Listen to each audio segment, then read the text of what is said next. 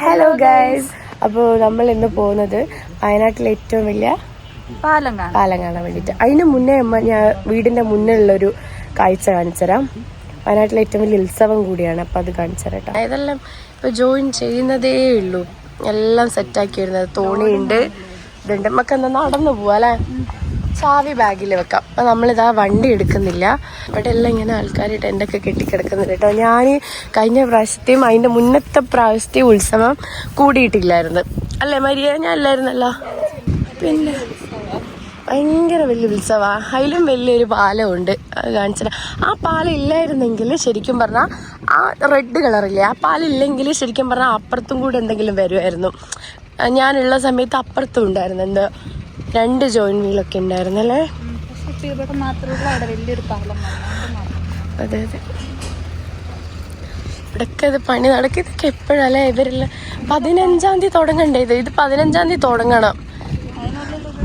എൻ്റെ വീടിപ്പോ കാണുന്നില്ല, തോണി കാരണം എൻ്റെ വീട് കാണുന്നില്ല. 15-ാം തീയതി സ്റ്റാർട്ട് ചെയ്ത് എല്ലാം ഭയങ്കര ചൂടാണ്, അത് മാത്രല്ല ഭയങ്കര വെയിലുമാണ് കേട്ടോ. അമ്മേ കുഴിയിൽ വീണ് ചത്ത. അപ്പം നമ്മളിതാ ഇവിടെ നടക്കുകയാണ്. പുറത്തെ ഗ്രൗണ്ടിൽ കുറെ സാധനങ്ങളൊക്കെ മൃഗങ്ങളും പക്ഷികളൊക്കെ കൊണ്ടുവന്നിട്ടുണ്ട്. ആണോ?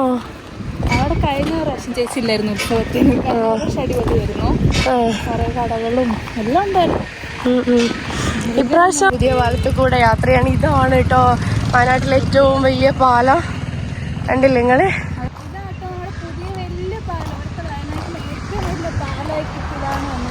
അപ്പുറത്താണ് ഏറ്റവും ചെറിയ പാലം.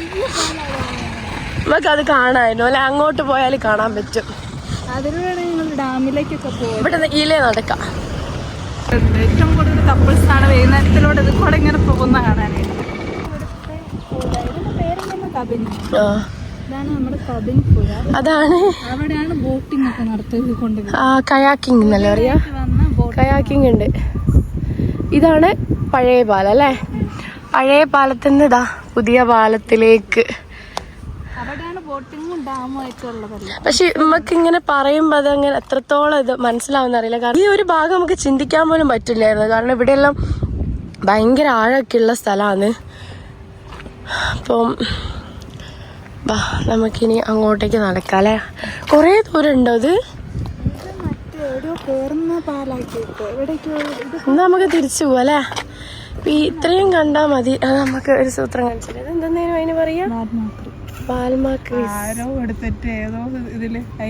ഫിഷാന്ന് പറഞ്ഞല്ലേ. ഇത്രയും വെയിലായോണ്ട് ഇപ്പൊ പഴയ പാലത്തിലേക്ക് പോകുന്നില്ല. സൺസ്ക്രീൻ ഒക്കെ പോയി തുടങ്ങി.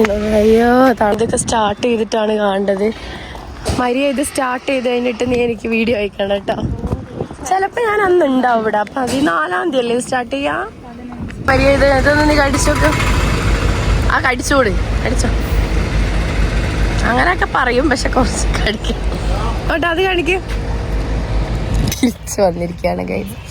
ഭയങ്കര വെയിൽ, അതുകൊണ്ട് വെയിൽ നമുക്ക് തീരെ പറ്റുകൂടലായതുകൊണ്ട് ഇനിയും കറക്കാൻ വയ്യ. ഒന്നാമത് കറുത്ത് കരിവാളിച്ചിട്ടാണ്. ഇതെങ്ങനെ ക്യാമറ പിടിച്ചിട്ട് നമ്മളിങ്ങനെ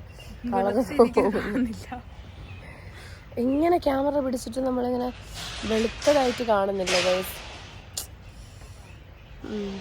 ഇവിടുത്തെ പട്ടിക്കുട്ടിയാണ്, പക്ഷെ ഇതിന് പേരൊന്നും ഇട്ടിട്ടില്ല. എന്നാലും വേഗം വരും കേട്ടോ, വിളിച്ചു കഴിഞ്ഞാലൊക്കെ. അവസാനമായിട്ട് ഞങ്ങൾ വണ്ടി എടുത്തു. ഞങ്ങളും കൊണ്ട് വെയിൽ താങ്ങാൻ പറ്റൂല, നടക്കാൻ പറ്റൂല. അങ്ങനെയൊക്കെ ആയപ്പോ കറുത്തു പോവും. ചേച്ചിയൊക്കെ കറുത്തു പോകുന്നോണ്ടേ ഞങ്ങൾ എന്ത് ചെയ്തു, അതാണ് സൂര്യകാന്തി പടം കേട്ടോ, അതാണ് സൂര്യകാന്തി പടം. അപ്പൊ ഞങ്ങൾ അങ്ങോട്ടേക്കാണിപ്പോ പോകുന്നത്. അപ്പോൾ ഇപ്പം ചേച്ചി എന്നെ അങ്ങോട്ട് കൊണ്ടുപോകാണ്.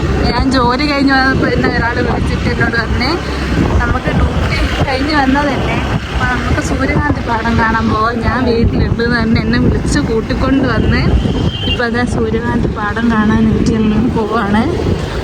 അപ്പോൾ ഇനി അവിടെ എത്തിയിട്ട് നമുക്ക് അടുത്ത വീഡിയോ എടുക്കാം കേട്ടോ. എന്താ